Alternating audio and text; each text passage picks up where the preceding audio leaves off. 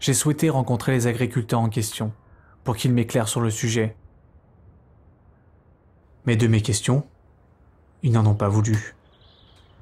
La crue, ils ne voulaient pas en entendre parler. Je restais perplexe face à ce comportement, d'autant plus que ce sont les agriculteurs, propriétaires des terres, qui gèrent en partie tes niveaux d'eau dans le marais. Ils se regroupent par secteur, en syndicats de marais. Ce sont principalement ces syndicats qui décident de la durée de ta crue. Ils ne veulent pas me parler. Je cherchais explication à tout ça dans les bois. J'ai trouvé cet homme qui m'avait déjà parlé de toi. Le fait d'avoir ça sous les yeux, aujourd'hui, ça n'handicape personne. Économiquement, ça n'empêche personne de tirer profit du marais. Et c'est pourtant la condition sine qua non pour qu'on puisse encore parler d'une zone humide ici dans 15 ans, quoi. Il me semblait bien énervé, l'homme des bois. Il voulait m'en dire plus. L'eau part très très vite, on la laisse partir. Vas-y, dégage, va à la mer.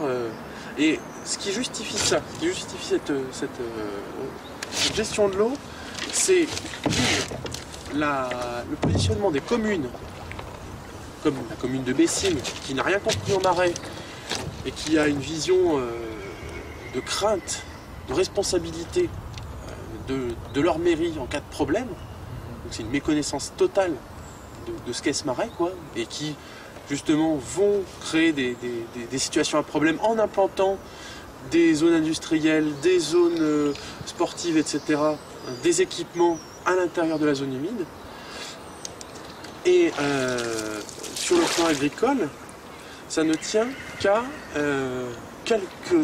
quelques exploitants qui se comptent sur les doigts d'une main sur l'ensemble du marais mouillé, mais qui sont vraiment une poignée d'exploitants à faire du maïs dans le marais mouillé et à vouloir, dès le mois de mars, pouvoir venir labourer leurs terres.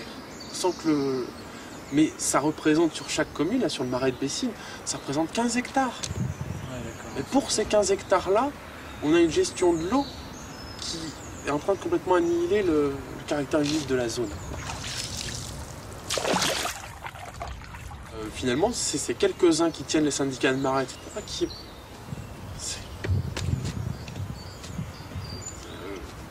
hallucinant. Oui, c'est vrai. Les hommes ont grignoté une partie de ton marais mouillé, de ta zone inondable, avec des aménagements inadaptés. Et alors, qu'est-ce que tu croyais le marais? Toi qui te dis être si différent, si particulier, tu pensais échapper à l'expansion humaine, au bouleversement agricole de ces 30 dernières années? Il faut y faire. La culture intensive s'est développée partout. Tu croyais suffire aux exigences de l'homme, avec tes canards, tes roseaux, tes mogettes et tes